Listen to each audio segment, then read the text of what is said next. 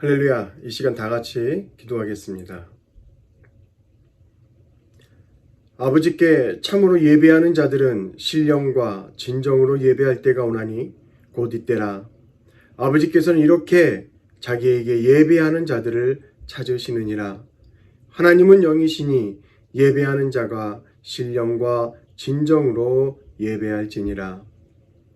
사랑과 은혜가 충만하신 하나님, 부활의 소망으로 주께 나아가오니 주님의 은혜를 베푸사 구원의 감격을 누리는 이 시간이 되게 하여 주옵소서.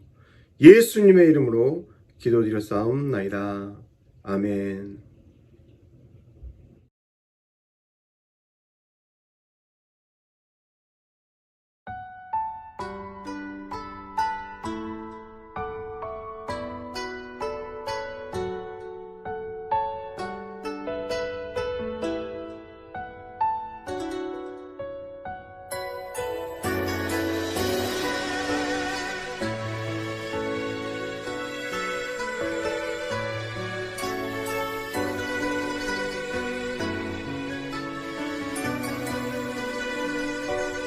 난 지극히 작은 자 죄인 중에 괴수 무익한 날 부르셔서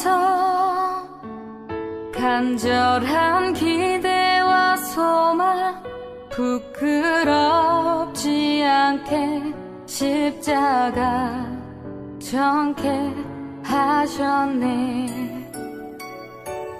어디든지 가리라 주 위에 서라면 나는 전하리 그 십자가. 내 몸에 될 십자가 그 보혈의 향기 온 세상 채울 때까지 살아도 주를 위해 죽어도 주를 위해 사나 죽으나 난 주의 것. 십자가의 능력 십자가의 소망 내 맘 내 주만 사시는 것.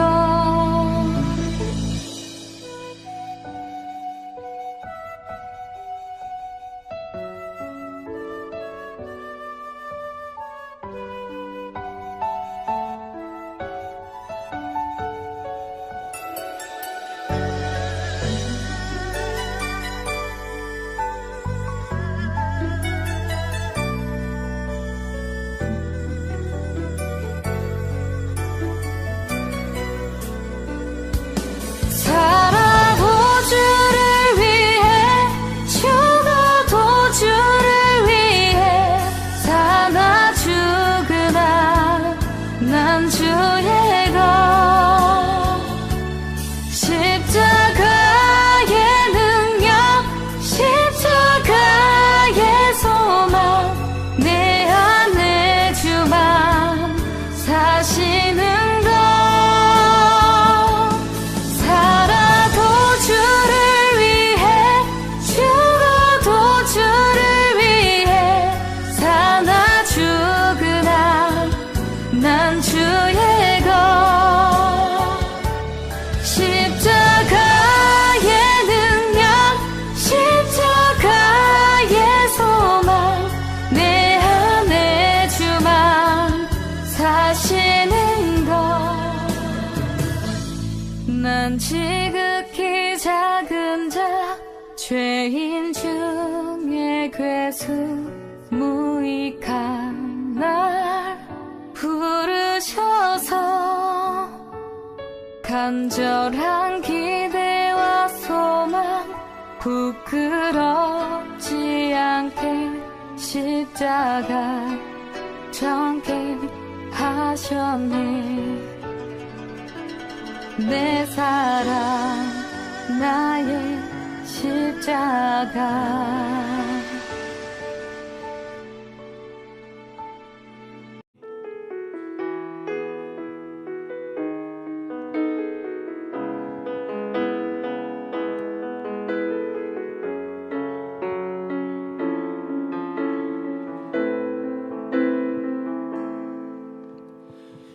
세상을 살아가는 동안에 나의 힘을 의지할 수 없으니 기도하고 낙심하지 말 것을 주께서 참 소망이 되심이라. 이 세상을 살아가는 동안에 나의 힘을 의지할 수 없으니 기도하고 낙심하지 말 것을 주께서 참 소망이 되심이라. 하나님의 꿈이 나의 비전이 되고 예수님의 성품이 나의 인격이 되고 성령님의 권능이 나의 능력이 되길 원하고 바라고 기도합니다. 주의 길을 걸어가는 동안에 주의 길을 걸어가는 동안에 세상의 것 의지할 수 없으니 감사하고 낙심하지 말 것을 주께서 참 기쁨이 되심이라. 하나님의 꿈이 나의 비전이 되고 예수님의 성품이 나의 인격이 되고 성령님의 권능이 나의 능력이 되길 원하고 바라고 다시 한번요. 주의 길을 걸어가는 동안에 주의 길을 걸어가는 동안에 세상의 것 의지할 수 없으니 감사하고 낙심하지 말 것을 주께서 참 기쁨이 되심이. 하나님의 꿈이 나의 비전이 되고 예수님의 성품이 나의 인격이 되고 성령님의 권능이 나의 능력이 되길 원하고 바라고 기도합니다. 하나님의 꿈이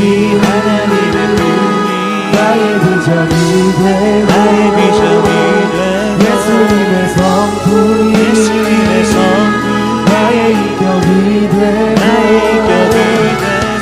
성령님의 권능이 나의 능력이 되길 원하고 바라고 기도. 다시 한번요. 하나님의 꿈이 나의 비전이 되고 예수님의 성품이 나의 인격이 되고 성령님의 권능이 나의 능력이 되길 원하고 바라고 기도.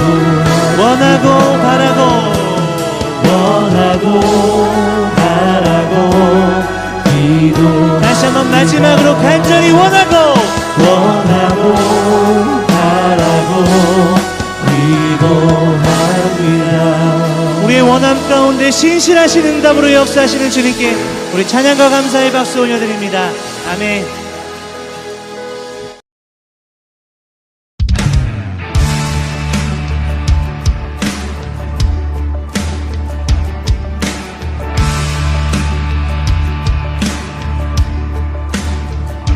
모두 경배하라.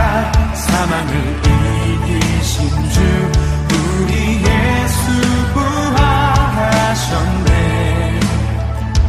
하늘아 외쳐라. 주님을 찬양하라. 예수만 왕의 왕 되시네. 아멘. 모두 경배하라. 생명의 길 되신 주 우리 예수 부활하셨네. 땅들아 외쳐라. 주님을 찬양하라. 예수만 왕의 왕 되시네. 우리의 마음을 드리며 선포하며 나아갑시다. 찬양하라. 여호와 독생자 예수 사단의 머리를 밟으셨네. 영광 중에 그의 나라 임하시네. 그의 나라는 영원하리. 모두 경배하라. 사망을 이기신 주 우리 예수 부활하셨네. 하늘아 외칠지어다. 외쳐라. 주님을 찬양하라. 예수만 왕의 왕 되시네. 모두 경배하라. 경배하라. 생명의 길 되신 주 우리 예수 부활하셨네. 땅들아 외쳐라. 주님을 찬양하라. 예수만 왕의 왕 되시네. 우리의 마음을 드리며 우리 선포하며 나아갑시다. 찬양하라. 여호와 독생자 예수 사단의 머리를 밟으셨네. 영광 중에 그의 나라 임하시네. 그의 나라는 영원하리. 한 번 더 찬양하라. 독생자 예수 사단의 머리를 밟으셨네. 영광 중에 그의 나라 임하시네. 그의 나라는 영원하리. 주님께 할렐루야.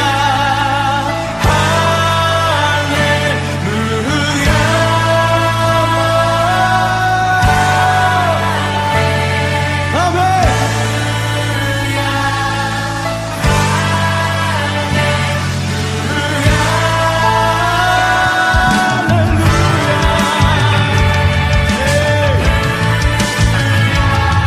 주님께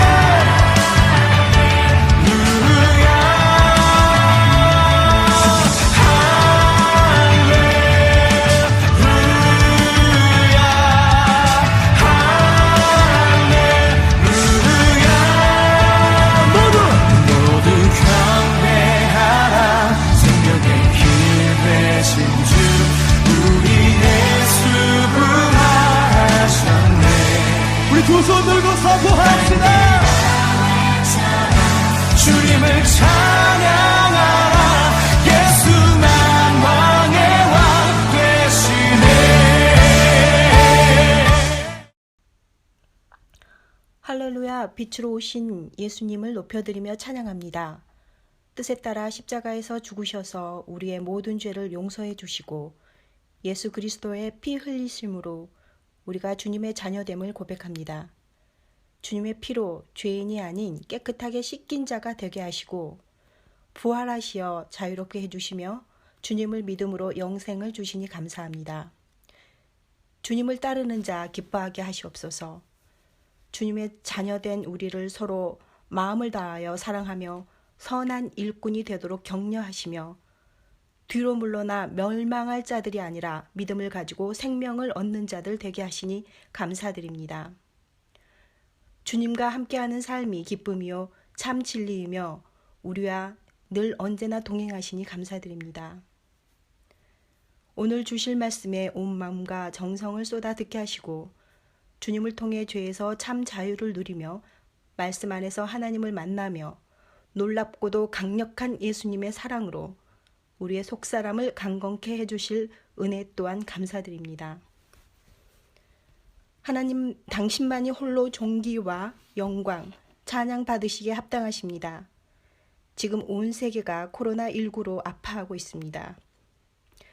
주님과 함께하는 우리 믿는 영혼들 이 모든 혼란과 아픔을 이겨낼 수 있습니다. 주님께 간절히 구하오니 아픈 자들을 치유하시고 건강한 자들 또한 보호하시며 의료진들의 수고에서 위로를 경제적으로 어렵고 불안함으로 고통받는 영혼들 든든한 믿음 주시며 특히 세계 여러 교회를 강건케 하시옵소서. 도움이 필요한 이들에게 어떻게 도울지 지혜 주시며 우리의 공포, 두려움을 잠잠케 하시옵소서. 주님을 신뢰함으로 주님 안에서 희망과 기쁨과 평안을 우리에게 채워주시옵소서. 주님의 능력과 치유가 펼쳐지기를 간구합니다. 주님, 이 땅을 치유하시옵소서. 이 땅을 회복시켜 주시옵소서. 이 땅을 내버려 두지 마시고 구하여 주시옵소서. 전지전능하신 주님의 역사하심을 믿으며 예수 그리스도의 이름으로 기도드립니다. 할렐루야. 우리 좌우 옆 사람을 보면서 이렇게 인사했으면 좋겠습니다. 예수님께서 부활하셨습니다. 예수님께서 부활하셨습니다. 아멘. 자, 오늘 본문 말씀은요, 부활의 소망, 그 이후의 삶이라는 제목으로 우리가 같이 하나님의 말씀을 나누고자 합니다. 말씀은요, 로마서 12장 14절부터 21절의 말씀입니다. 로마서 12장 14절부터 21절의 말씀, 우리 다 같이 봉독하겠습니다.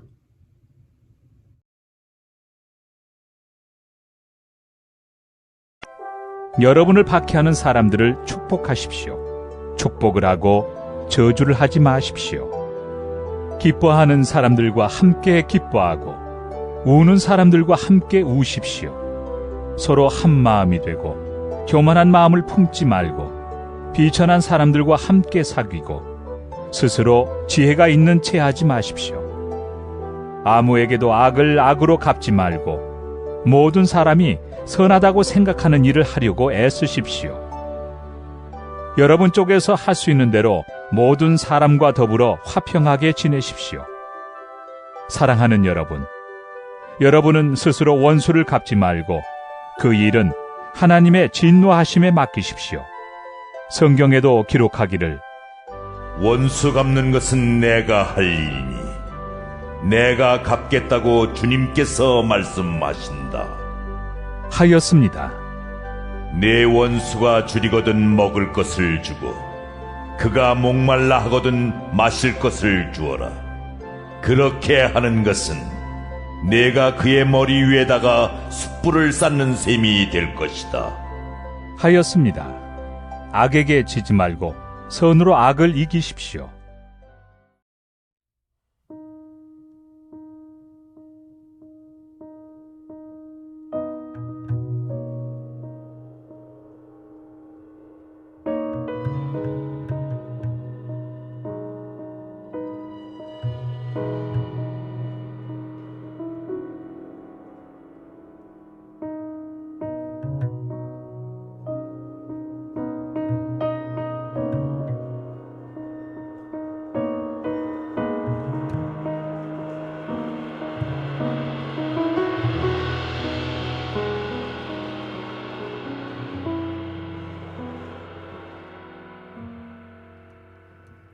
이 겨울은 유난히 춥고 깊어 시간 산조차 얼어붙은 듯 합니다.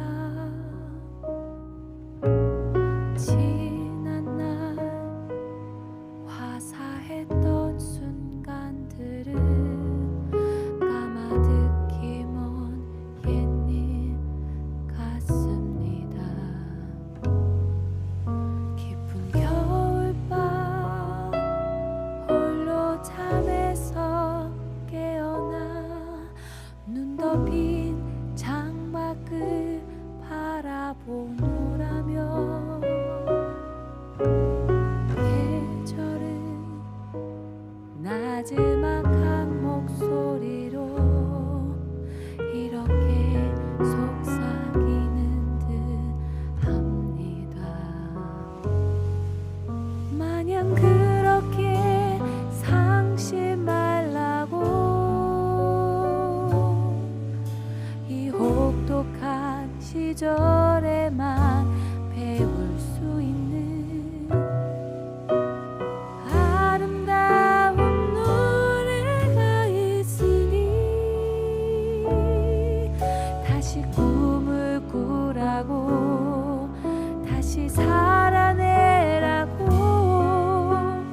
나의 사랑하는 자야 일어나 함께 가자. 겨울도 지나고 눈도 그칠 터이니 나의 어여쁜 자야 함께 부르자. 겨울날이 내게 알려준 당당하고 굳건하게 아랑곳하고 찬란하게 삶을 살아내 지혜의 노래를.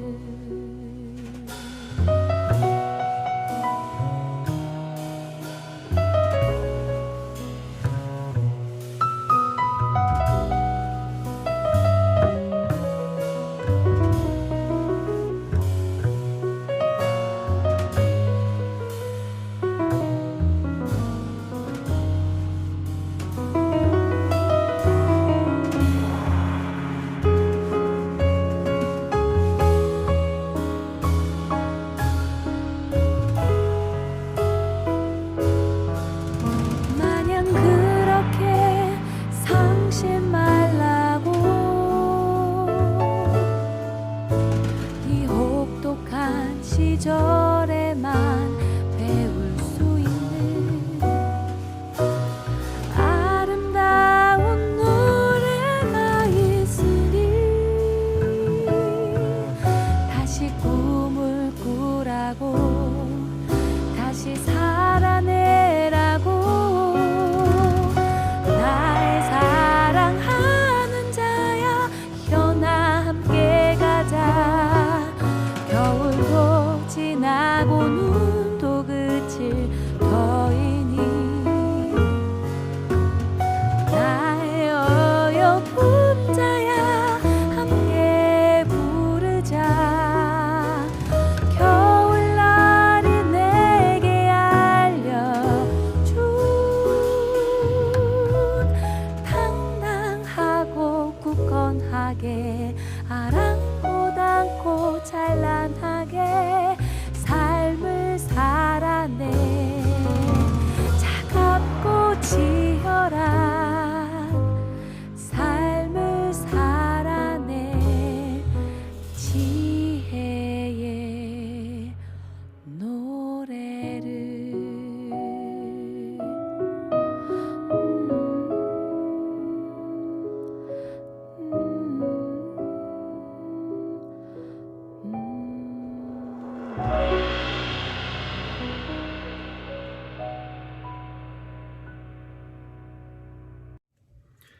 이 시간에는 우리 부활절에 대한 짧은 동영상을 보고 또 하나님이 주신 은혜를 같이 나눈 후에 하나님의 말씀을 같이 이어가도록 하겠습니다.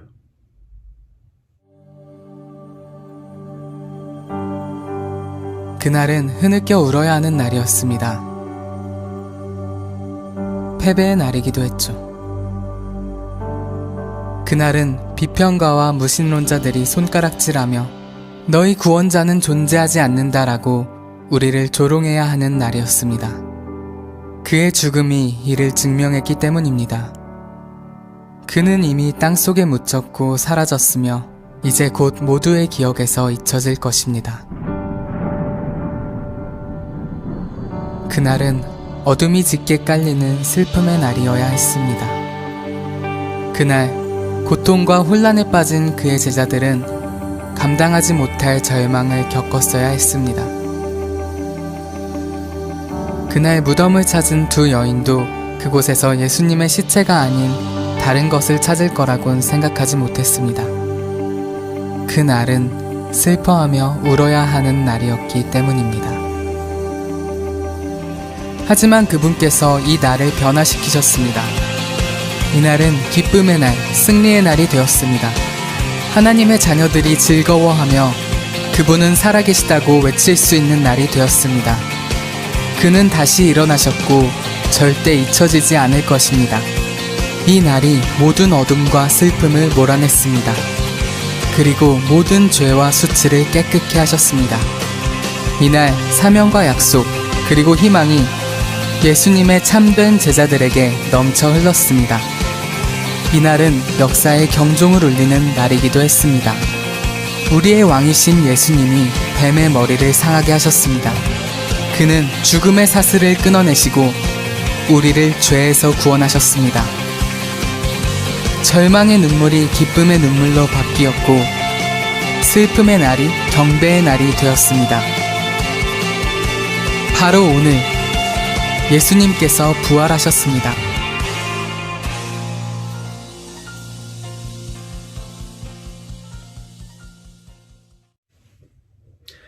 자, 우리 이 시간에 다 같이 한 목소리로 한번 이야기했으면 좋겠습니다. 예수님이 부활하셨습니다. 다시 한번 해볼까요? 예수님이 부활하셨습니다. 아멘. 네. 로마에 가면 한 작은 대학교가 있는데 그 학교로 올라가는 입구에 이런 표가 기록되어 있다고 합니다. 그 다음에는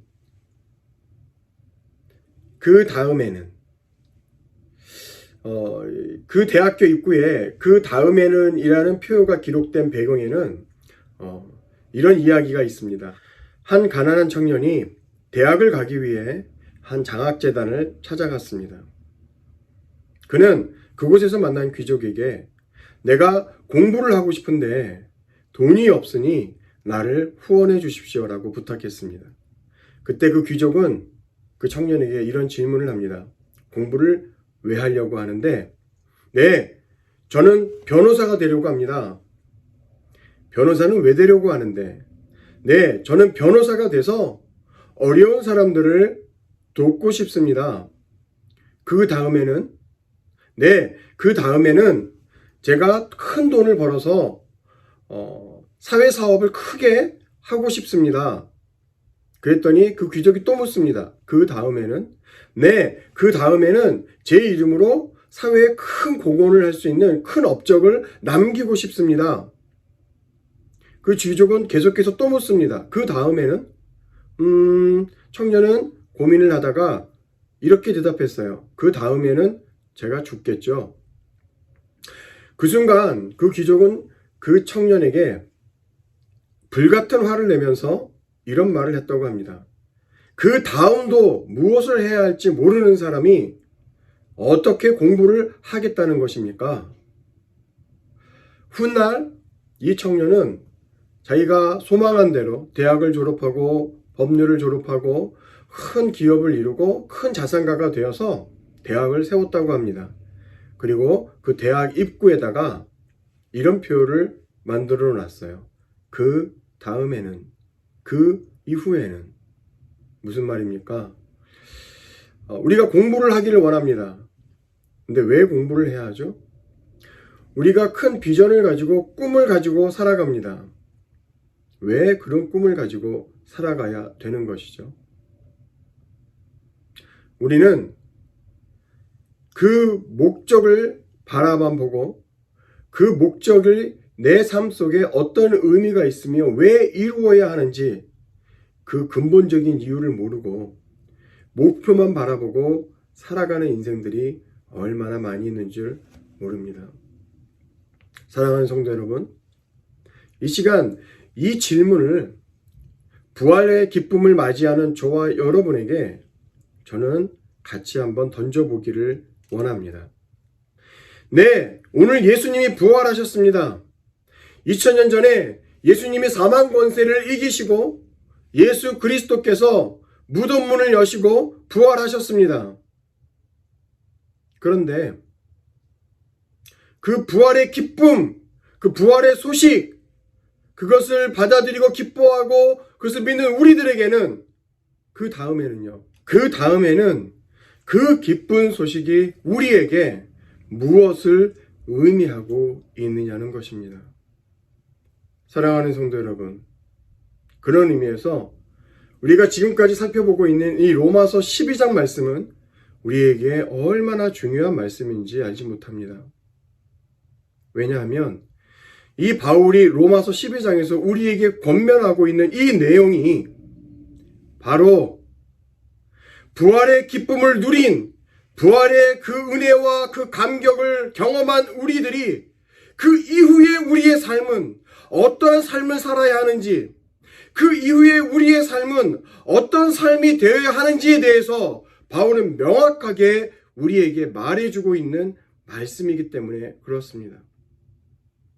우리 그런 의미에서 우리가 로마서 12장, 지금은 14절 말씀을 살펴봐야 되지만 앞에 우리가 이미 지나왔던 말씀이지만 부활 이후의 우리의 삶, 부활의 감격을 누린 우리의 삶, 한번 죽었다가 다시 살아나서 죄와 사망의 권세를 이긴 그 예수 그리스도의 그 부활의 사건이 이제는 내 사건이 되어지고 나의 삶에 연관되어진 놀라운 은혜의 순간들을 경험한 우리들의 이후의 삶이 어떠해야 하는지를 다시 한번 살펴볼 수 있는 계기가 되기를 원합니다. 바울은 12장 1절에서 이렇게 얘기했습니다. 우리의 몸을 거룩한 산 제사로 드리십시오. 여러분, 부활의 기쁨을 경험했습니까? 여러분이 이제는 그 죄와 사망의 권세를 이기고 예수 그리스도와 함께 새로운 삶으로 영생을 향하여 새롭게 태어났습니까? 그러면 여러분이 이제 여러분의 몸을 거룩한 산 제사로 드려야 합니다. 라고 우리에게 얘기하고 있는 것입니다. 거룩한 산 제사로 우리의 몸을 드린다는 말이 무엇이라고 제가 말씀드렸습니까? 네, 그렇습니다. 우리의 전부를 드린다라고 말씀드렸습니다. 우리의 전부를 하나님이 기뻐하시고 하나님이 기대하시는 거룩한 것으로 우리가 다 드릴 수 있는 것, 그것이 우리의 몸을 거룩한 산 제사로 드리는 것이라고 말씀드렸습니다. 2절에서는 바울은 또 이렇게 권면했습니다. 세상을 본받지 마십시오. 마음을 새롭게 하십시오. 그리고 변화를 받으십시오. 하나님의 온전하신 뜻을 분별하는 삶을 사십시오.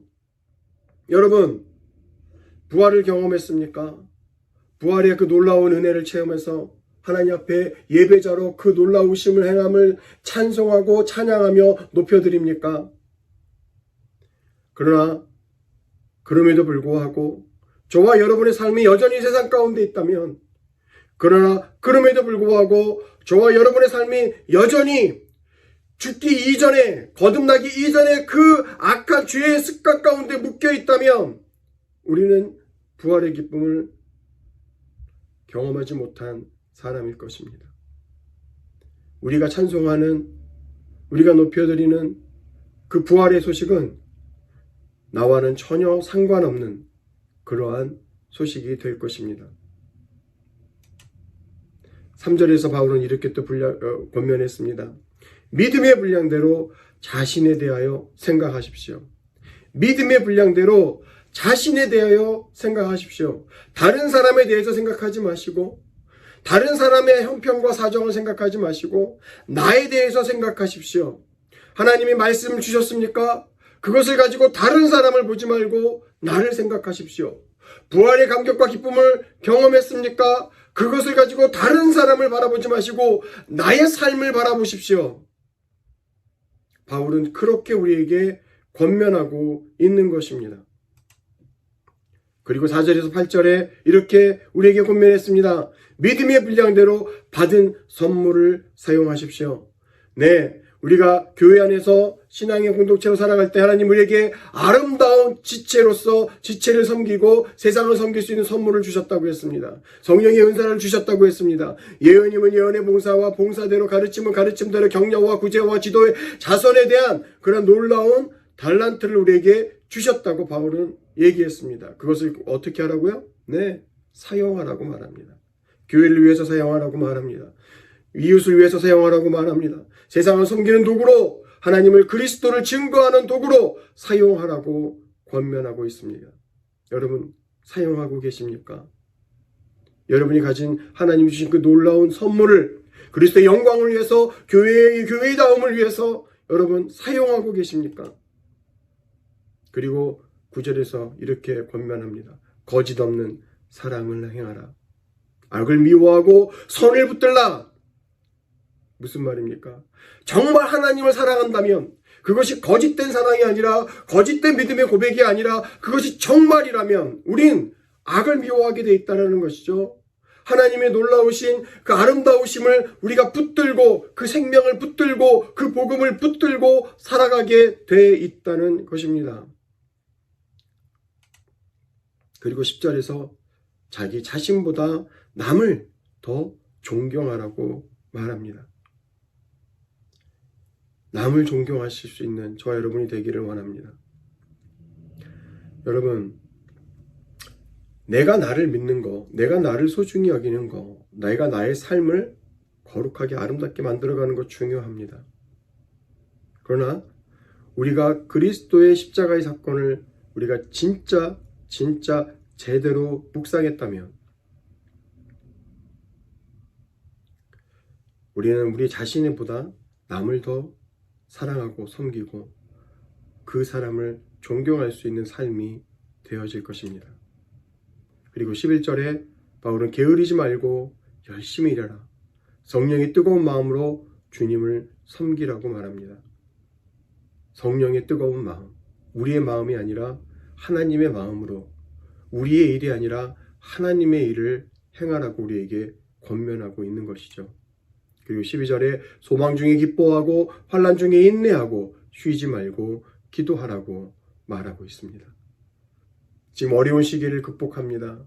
우리가 부활절에 부활의 기쁨과 부활의 소식을 선포하며 하나님께 함께 큰 영광의 잔치를 올려드려야 됨에도 불구하고 지금 여러 가지 상황 때문에, 이 환난의 때의 상황 때문에 우리가 하나님 앞에 그렇게 올려드리지 못하는 이 현실을 바라보면 참 마음이 아프지 않을 수 없습니다. 그러나 그럼에도 불구하고 마치 존 버년이 기록한 그 철로의 업장에 나온 그 크리스찬처럼 그 모든 환경 가운데에서, 그 절망 가운데에서, 그 좌절 가운데에서 뭘 가지고요? 소망을 가지고 하나님이 그럼에도 불구하고 나를 세울 것을, 그럼에도 불구하고 나를 붙드실 것을, 그럼에도 불구하고 하나님이 하나님의 일을 행할 것을 믿으며 소망 중에 기뻐하고 인내하며 쉬지 말고 주의 나라와 우리 이웃과 우리 가족과 우리 형제와 이 죽어져가는 세상을 향하여 기도할 수 있는 저와 여러분이 되기를 주님의 이름으로 축원합니다. 그리고 13절에 성도와 나그네를 후하게 대접하라고 말합니다. 여러분, 세상 사람들이 교회를 걱정하는 것 중에 하나가 바로 그런 거예요. 뭡니까? 더 이상 교회가 접대를 안 합니다. 나그네를 접대하지 않고 성도들을 섬기지 않고 이웃을 섬기지 않습니다. 물질은 계속해서 교회에 쌓입니다. 물질은 계속해서 우리 자신에게 쌓입니다. 주님은 분명히 우리에게 말씀하셨습니다. 내가 너희를 보내리니 전대도 차지 말고 두보롯도 챙기지 말고 너희는 복음을 전하고 죽어져가는 영혼들을 살리고 그들을 섬겨라. 여러분, 그런데 우리는 몸이 점점 무거워지죠. 어느 순간에 나도 모르는 사이에 전대가 차 있습니다. 2보롯이 아니라 3보롯, 4보롯, 5벌의 그 옷을 가지고 우리만 바라보고 나만 바라보고 우리 교회만 바라보고 살아가는 우리의 삶이 아닌가 돌아볼 수 있는 지혜가 저와 여러분에게 있기를 주님의 이름으로 축원합니다. 그리고 오늘 본문 말씀이 14절에 이렇게 얘기합니다. 부활의 감격을 경험했다면, 부활의 기쁨을 누렸다면 너희가 예수 그리스도가 사망 권세를 이기신 것처럼 전에는 죄의 자녀였으나 이제 그리스도의 십자가의 사건으로 부활의 사건으로 말미암아 너희가 새 생명의 자녀가 되었다면 원수를 축복하고 저주하지 말라. 할렐루야. 뭐 하라고요? 원수를 축복하고 저주하지 말라고 말합니다. 그렇다면 여기서 우리가 한 가지 질문해야 될 게 있습니다. 누가 원수입니까? 우리에게 원수가 누구입니까? 아내가 나의 원수가 됩니까? 남편이 내 원수입니까? 말도 지지리도 안 되는 자식들이 내 원수입니까? 아니면 직장에서 나를 괴롭히는 상사가 내 원수입니까? 아니면 내 돈을 떼먹고 도망간 저 사람이 내 원수입니까? 누가 원수입니까? 성경은 우리에게 사단이 우리의 원수라고 이야기합니다. 우리로 하여금 하나님을 바라보지 못하게 하고, 우리로 하여금 하나님 말씀에 순종하지 못하게 하고, 우리로 하여금 소망 가운데 나아가지 못하게 하고, 우리로 하여금 믿음과 진리 안에서 살아가지 못하게 하는 그 모든 사단의 도구들을 우리의 원수라고 이야기합니다. 그러나 우리는 이 원수를, 이 사단을 미워하는 거, 이 사단을 저주하는 것이 아니라 누구를 저주하고 있습니까? 네, 나를 힘들게 하는 저 남편을 저주할 때가 얼마나 많아요. 나를 힘들게 하는 내 아내를 저주하고, 내 자식들을 저주하고, 내 돈을 떼먹고 간 그 이웃을 저주하고, 직장에서 나를 괴롭힌 상사를 저주하고, 우리 주변의 사람들을 내가 내 원수로 여기고 그들을 저주할 때가 얼마나 많이 있습니까? 그들은 우리의 저주가 아닙니다. 우리의 원수가 아닙니다.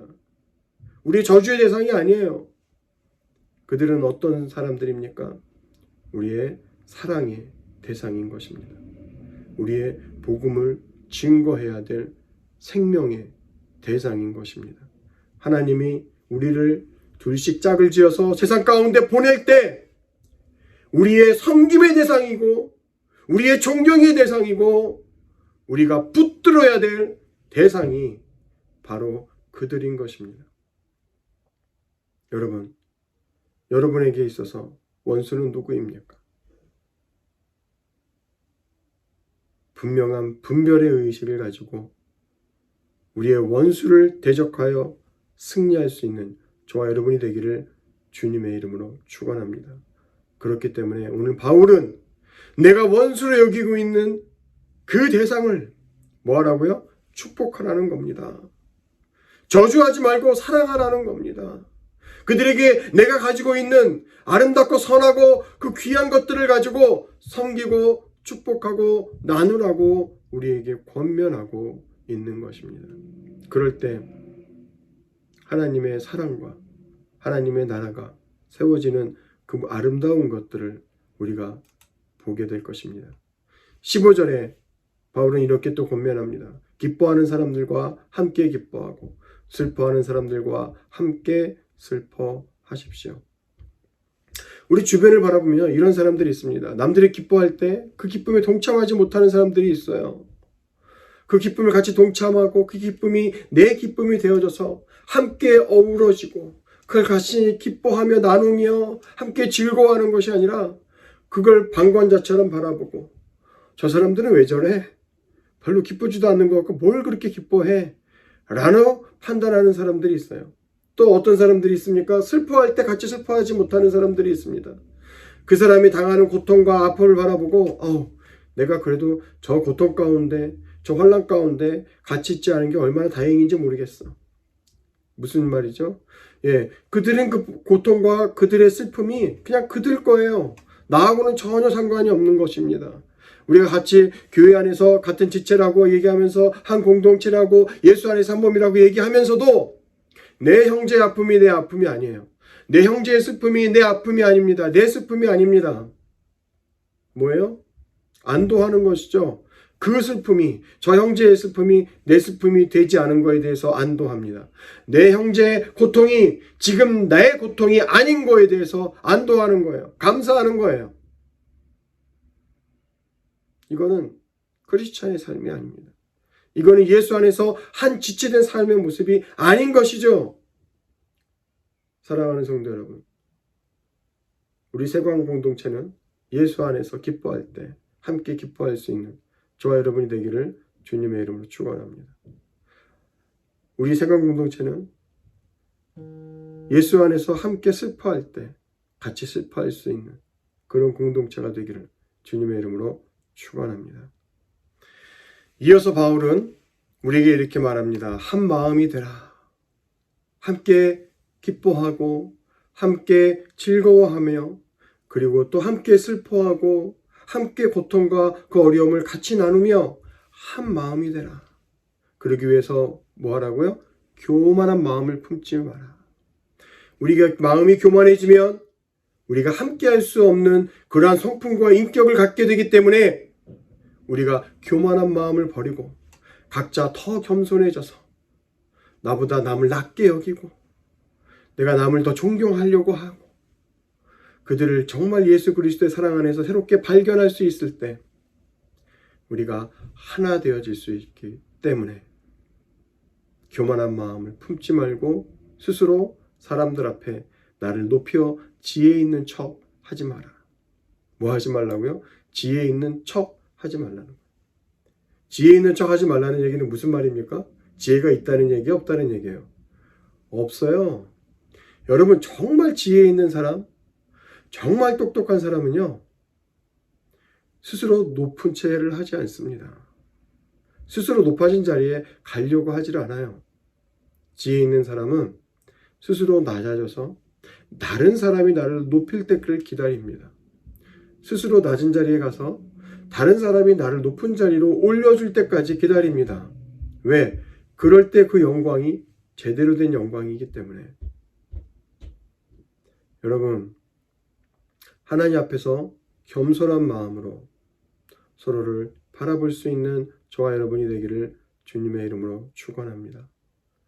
하나님이 주시는 그 놀라운 낮아진 십자가의 그 겸손의 마음으로 형제와 형제를, 자매와 자매를, 그리고 세상의 사람들을 바라볼 수 있는 저와 여러분이 되기를 주님의 이름으로 축원합니다. 그리고 17절에 이렇게 얘기하죠. 악을 악으로 갚지 마십시오. 모든 사람 보기에 선한 일을 행하십시오. 여러분, 내 악을 악으로 갚지 말라. 이게 사실은 어떻게 보면 되게 어려운 말씀이에요. 우리는 본능적으로 누군가 나를 한 대 치면 저도 한 대 치고 싶은 마음이 있는 게 우리의 본성입니다.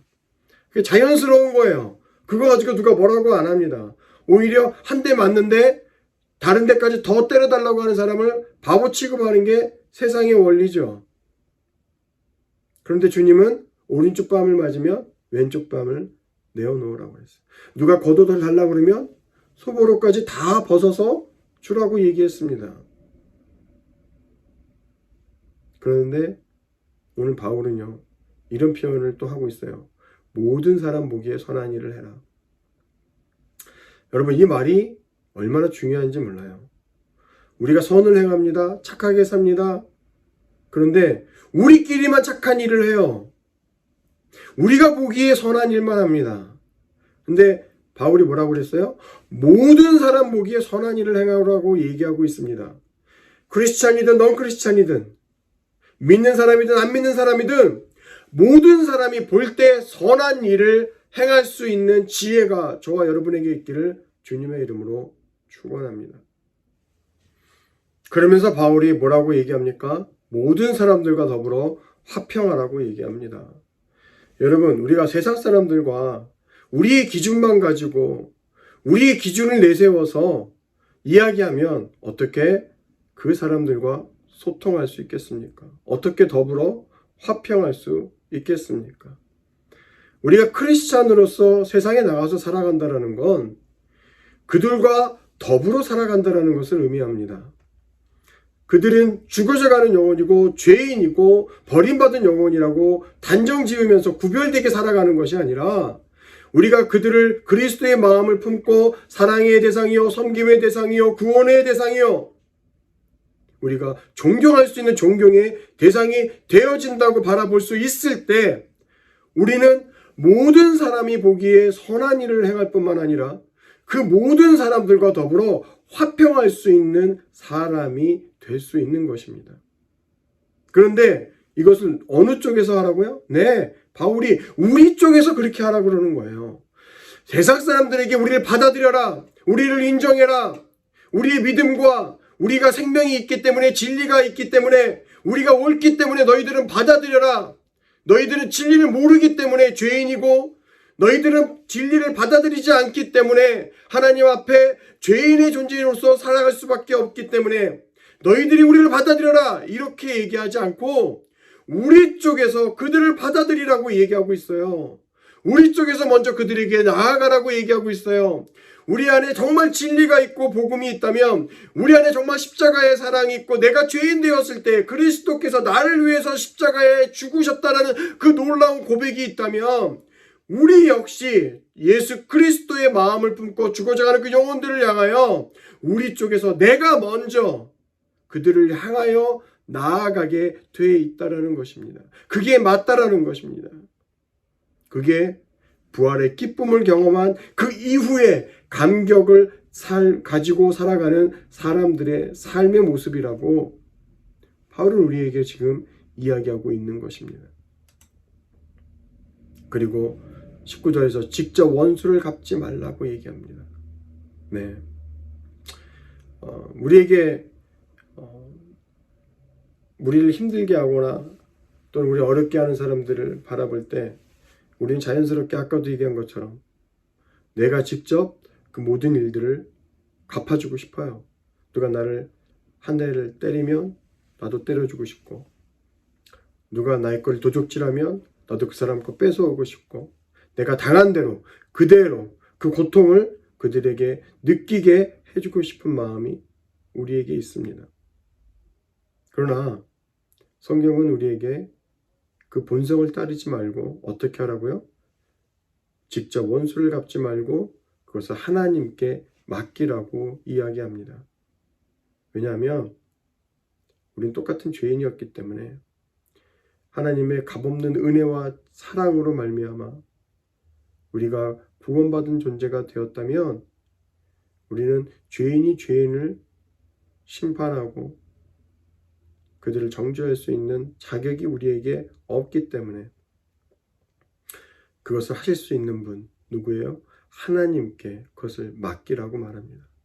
그래서 시편을 읽어보면요, 늘 다윗은 그런 고백을 했습니다. 하나님, 내 원수를 주께서 하시나니 주님께서 나를 대신하여 내 원수에게 갚아 주시옵소서.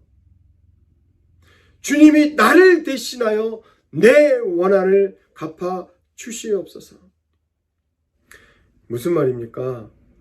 다윗은 왕으로서 큰 힘과 권력이 있음에도 불구하고 자신이 직접 그 원수를 갚지 않고 하나님께 맡겼다는 것입니다. 사랑하는 성도 여러분, 우리도 힘이 없어서 당하는 게 아닙니다. 우리도 힘이 있죠. 때려줄 수 있는 힘이 있습니다. 갚아줄 수 있는 힘이 있습니다. 그럼에도 불구하고 우리가 그것을 행하지 않는 것은 우리가 그리스도의 십자가의 사랑을 알기 때문에, 그리고 부활의 기쁨을 우리가 알기 때문에 더 소중하고 아름다운 것들을 위해서, 하나님의 나라와 하나님의 영광을 위해서 우리가 그것들을 포기하는 것입니다. 그렇기 때문에 마지막으로 21절에서 바울은 우리에게 이렇게 얘기합니다. 선으로 악을 이기십시오. 지금까지 제가 여러분에게 권면한 그 모든 것들을 행함으로 반드시 선으로 악을 이기십시오. 사랑하는 성도 여러분, 오늘 바울의 권면대로 진리로 세상을 이길 수 있는, 하나님의 말씀으로 세상을 이길 수 있는, 우리 안에 정말 부활의 감격이 있다면, 부활의 기쁨이 있다면, 십자가의 그 의미와 그 진리의 가치와 그 생명을 우리가 정말 알고 있다면 선으로 악을 이길 수 있는 저와 여러분이 되기를 주님의 이름으로 축원합니다. 다 같이 기도하겠습니다. 사랑권에 충만하신 아버지 하나님, 십자가의 고난을 묵상하고 사망 권세를 이기신 그리스도의 그 부활에 우리가 동참했습니까? 그 감격을 누리고 있습니까? 하나님, 정말 그렇다면 우리의 삶이 그 이후의 삶을 어떻게 살아내야 하나님의 그 부활에 동참하는 것이고 그 감격을 증거하는 삶을 살아내는 것인지 이 시간 다시 한번 주신 말씀 붙들고 우리의 삶을 온전히 거룩한 산제사로 드려낼 수 있는 삶으로 예배를 드릴 수 있는 삶 속에서 하나님의 하나님 되심을 선포할 수 있는 저희 모두가 될 수 있도록 주님 인도하여 주시옵소서. 감사드리고 예수님의 이름으로 기도드렸사옵나이다. 아멘. 이제는 우리 주 예수 그리스도의 은혜와 아버지 하나님의 극진하신 사랑과 성령 하나님의 감화 감동 충만케 하시는 놀라운 은혜의 역사가 오늘 주신 말씀을 듣고 부활 그 이후의 삶에 대해서 고민하며 결단하는 저들 위해 지금부터 영원토록 함께하여 주시옵기를 간절히 축복하며 기도하옵나이다. 아멘.